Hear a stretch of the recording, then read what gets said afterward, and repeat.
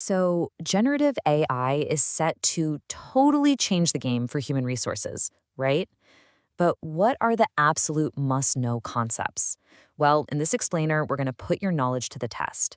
We'll break down the fundamentals, the tools you can actually use, and the really critical ethical questions you're going to face. Okay, you ready? Let's dive in.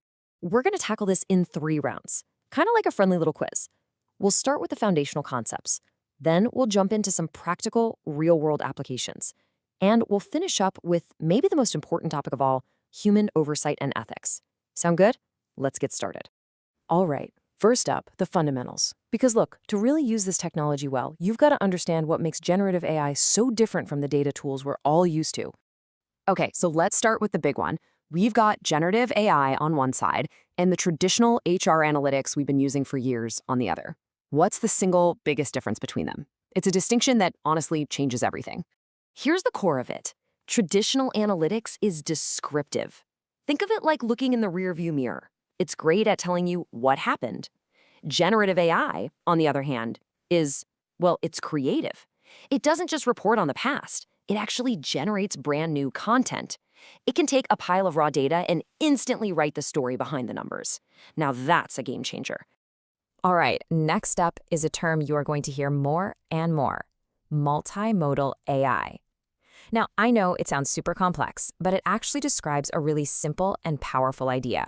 So what does it really mean for us in HR? To put it simply, it's all about versatility. Multimodal AI can process and connect different types of data all at once. We're talking text, images, audio, video, the whole shebang. For HR, this is absolutely huge. It means an AI can analyze a video interview not just for what was said, but for the candidate's tone of voice and sentiment. It's the tech behind tools that can turn a simple text script into a professional-looking training video. It doesn't just see one piece of the puzzle, it sees the whole picture. Okay, with the fundamentals down, let's move on to round 2, tools and applications. So how does all this theory actually show up in our day-to-day work? Let's look at a couple of super common HR scenarios. So here's a situation I bet you've been in. You've got thousands of written comments from an employee survey. It's a mountain of text. How do you actually use GenAI to turn all of that into insights you can act on? What are the 4 key steps? The process is actually pretty logical and straightforward. First, you collect the data, obviously. Second, you let the AI do all the heavy lifting, sifting through thousands of comments to find the patterns and themes. Third, the AI generates a neat summary. But, and listen up because this is the most important part, step 4 is human review. The AI gives you the first draft, but you, the HR professional, you provide the context, the validation, and the strategic wisdom. And this is what you get. I mean, look at that. Instead of spending weeks manually coding comments in a giant spreadsheet, you get an intuitive, visual dashboard almost instantly. This frees you up from all that tedious work so you can focus on what really matters, figuring out the action plan.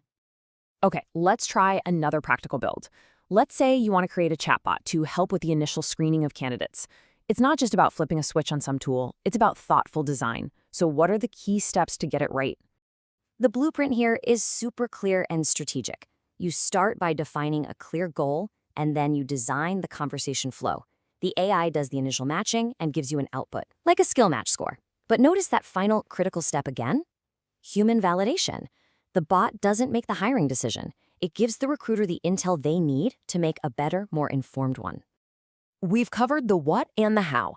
Now it's time for the most important round of all, the why and the should.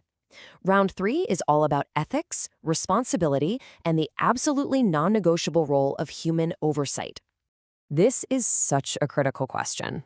AI is an incredibly powerful tool, but if we're not careful, it can actually make our past mistakes even worse. So, what is one of the biggest ethical pitfalls when you use AI in recruitment, and what's the root cause? The biggest risk, hands down, is bias. And it happens because the AI learns from the data we feed it. So, if an organization's old hiring data shows a bias, like say, they hired way more men for technical roles, the AI might learn to just copy that bias, favoring resumes that seem more male. It doesn't know it's being unfair, it's just following a pattern it found in the data. And that is exactly why a human being must always be in the loop. Okay, let's talk security for a second. You've found this amazing new AI tool that could save you tons of time. You're excited, you want to try it, but before you upload a single piece of employee data, what is the absolute number one first thing you have to do? This slide says it all, and I really can't stress this enough. Check with your IT department, check your company's data policy. You are the guardian of incredibly sensitive employee information. Never, ever upload real employee data into a public or unapproved tool. This is a bright red line you just don't cross. And that really brings us to the very heart of this whole transformation. An AI can process data, it can find patterns, and it can generate drafts. But what it can't do is replicate the uniquely human skills of empathy, of cultural understanding, of true ethical judgment. That's our job. And really, this is the ultimate goal, isn't it? This technology isn't here to replace the human in human resources.